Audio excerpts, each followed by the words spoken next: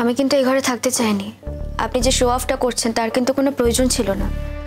এটা আপনার বাড়ি, আপনাদের বাড়ির গেস্ট কোথায় থাকবে কোথায় থাকবে না সেটা আপনারাই ঠিক করে দেবেন। আমি জোর করে চাইলেও কিন্তু অন্য কোথাও থাকতে পারি না। আমাদের বাড়িতে সবই সম্ভব। আমাদের বাড়িতে গেস্টরা মাথায় চড়ে বসে, হোস্টকে নিজের ঘর ছেড়ে দিতে হয় গেস্ট রুম থাকা সত্ত্বেও। এনিওয়ে দেখো, আমি তো এই ঘরে থেকেই অভ্যস্ত, তাই আমার সমস্ত চেঞ্জগুলো এই ঘরেই রয়েছে। আমি ওগুলো জাস্ট নিয়ে যেতে এসেছি। আপনি প্লিজ এই ঘরে থাকুন। তুমি প্লিজ একটু চুপ করবে?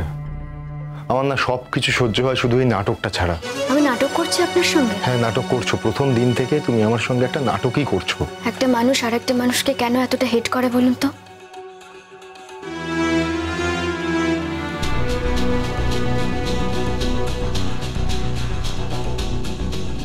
আপনি এই ঘর থেকে চলে গেলে কিন্তু আমার সত্যি খুব খারাপ লাগবে। আমি তোমার খারাপ লাগার জন্য অনেক কিছু করেছি, আর নয়। সত্যি কি আমার খারাপ লাগবে বলে আপনি কিছু করেছেন? আপনি যা ভাবছেন সেই সব কিছুতে আমার কোনো ভূমিকা ছিল কি? বাড়ির লোকেরা জোর করে যে কাজটা করেছে তাতে কিন্তু আমার কোনো দায় ছিল না। আমি নিজে থেকে ওই বিয়ের আসরে বসতে চাইনি। আর আমি যে ওই আসনটায় বসতে চাইনি আর কিভাবে বললে আমি আপনাকে বোঝাতে পারবো? আপনাকে আমি যতবার বলেছি মন থেকেই বলেছি, আমি আপনাকে এতটা সম্মান করি না যে সারা জীবন আপনার সঙ্গে স্বামী স্ত্রীর সম্পর্কে থাকতে পারবো। আমার বাবুজিও যে আমাকে ছেড়ে এত তাড়াতাড়ি চলে যাবে এটাও তো জানতাম না। তার ফলে যে জেঠুমণি এসে এভাবে আমাকে অনুরোধ করবেন এটাও কিন্তু আমার জানা ছিল না। বাবার মতো একটা মানুষকে তো আমি আর ফেরাতে পারি না, তাই আমি এই বাড়িতে আসতে বাধ্য হয়েছি।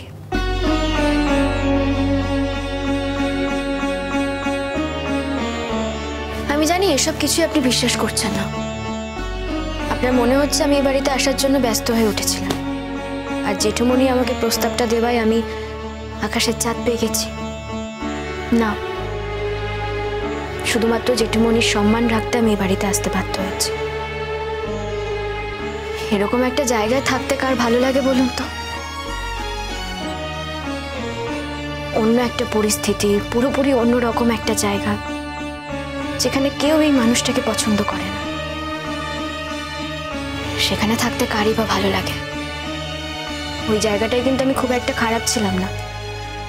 দুবেলা দুমুঠো খাবারের জন্য কিন্তু আমি এখানে থাকতে আসিনি। দুমুঠো খাবারের জোগাড় আমার ওখানেও ছিল, আর না হলে আমি জোগাড় করে নিতাম, কাজ করতাম, টাকা উপার্জন করতাম। সবাই আমাকে চেনে জানে, বিশ্বাস করে। এখানকার মতো প্রতি পদে পদে কেউ আমাকে অবিশ্বাস করে না। এই কথাগুলো এখন আমাকে কেন বলছো? কি বোঝাতে চাইছো? আমি কিছুই বোঝাতে চাইছি না। আমি শুধু বলতে চাইছি আমি এখানে থাকতে চাই না। ভালো লাগে না আমার এখানে থাকতে। আপনি তো চাইলেও এখন আর আমাকে ডিভোর্সটা দিতে পারবেন না। কি করবো বলুন? আইনের ওপর তো আমার কোনো হাত নেই। কিন্তু আপনি যেদিন ডিভোর্সটা দিতে পারবেন সেদিনই আমি ডিভোর্সটা দিয়ে দেব। কোনো ডিলে করব না এই বিষয়ে। 6টা মাস অপেক্ষা করতে হবে, তার মধ্যে 1টা মাস তো কেটেই গেছে, আর মাত্র 5 মাসের অপেক্ষা। আমার জেঠুমণি অনেক কিছু শর্ত দিয়েছে আমার উপর, অনেক কিছু জোর করে চাপিয়ে দিয়েছে। কিন্তু জেঠুমণি এটা ভুলে গেছে যে আমি এখানে থাকতে আসিনি। আমি যে পোস্টে কাজ করি তাতে আমার এখানে থাকারই কথা না, আমার কোয়ার্টারে থাকার কথা। নেহাত হোমটাউনে ডিউটি করছি তাই বাড়িতে থাকার সুযোগ পেয়েছি, কিন্তু এই সুযোগটা আমি নিজের হাতেই নষ্ট করে দেবো। আমি বাংলোতে গিয়ে থাকবো, তারপর আমি দেখি যে জেঠুমণি কাকে কি শর্ত দেয়। আপনি বাংলোতে থাকুন, বাড়িতে থাকুন, বা পৃথিবীর যে প্রান্তেই থাকুন, আপনার যদি এখানে মন থাকতো তাহলে আপনার অসুবিধা হওয়ার কথা ছিল। আপনার তো আর আমার উপরে মন নেই, তাই আপনি পাশের ঘরে থাকলেও আপনার কিছু এসে যায় না। অবশ্য আপনার যে শুধু মন নেই তা নয়, আমারও কিন্তু আপনার উপরে কোনো মন নেই। বিশ্বাস করুন, এটা না আমার কাছে একটা পানিশমেন্ট। আসলে জেঠুমণি এই বাড়িটার জন্য অনেক কিছু করেছে। এই বাড়িটাও জেঠুমণির, আমরা সবাই একসাথে থাকি তো, তাই জেঠুমণি এটা সুযোগ নিচ্ছে। সুযোগ? হ্যাঁ, সুযোগ। জেঠুমনির সুযোগ নিয়ে কি লাভ? আর সেটাকে জানতে গেছে। আমাকে অসম্মান করার জন্য কিন্তু জেঠুমনিকে অসম্মান করার কোনো রকমের কোনো দরকার নেই। মানুষটা পুরনো দিনের তো, উনি একটা সম্পর্ককে জুটতে চেয়েছিলেন। আমি আসলে বুঝতে পারিনি যে সম্পর্কটা কোনোদিন গড়েই ওঠেনি, সেটা যে আর জোড়া লাগানো যায় না। শোনো, তোমার সঙ্গে কোনো বাড়তি কথা বলতে আমি আসিনি। ইনফ্যাক্ট আমি তোমার সঙ্গে কোনো কথাই বলতে চাই না। আমি কিন্তু সেটা খুব ভালো করে জানি।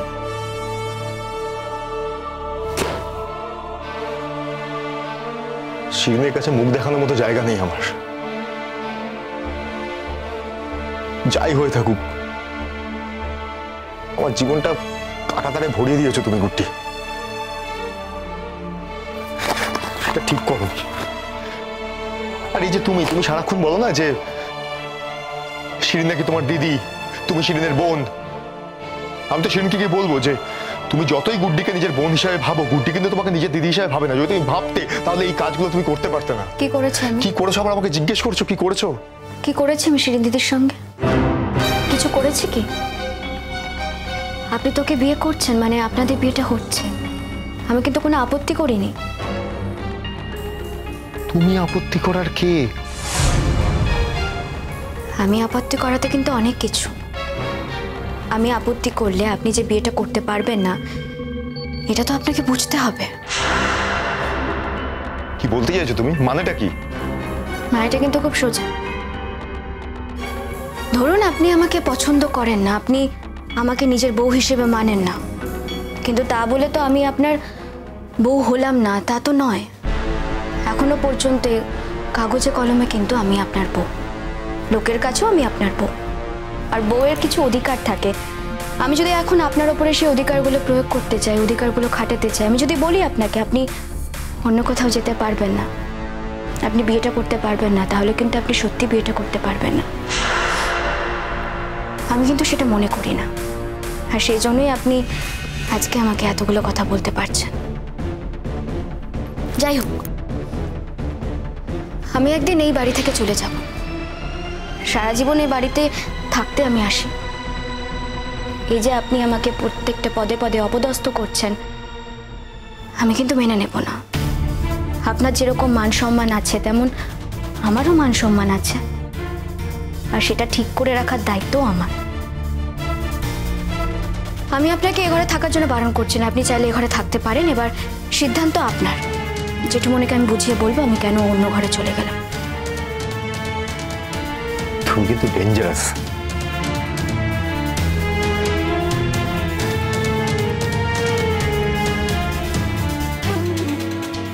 আমার কি দেখে আপনার মনে হলো আমি ডেঞ্জারাস?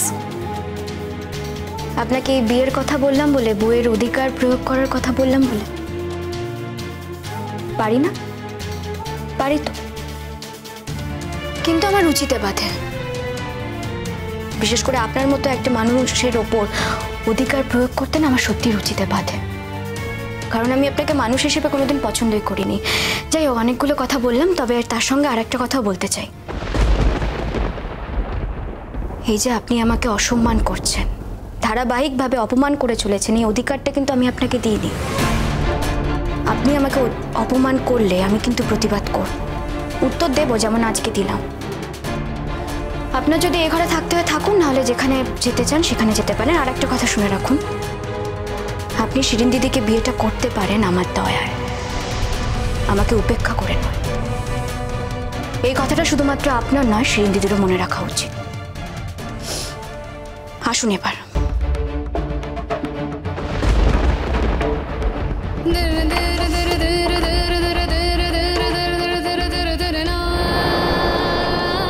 আমার জেঠুমনি অনেক কিছু শর্ত দিয়েছে আমার উপর, অনেক কিছু জোর করে চাপিয়ে দিয়েছে।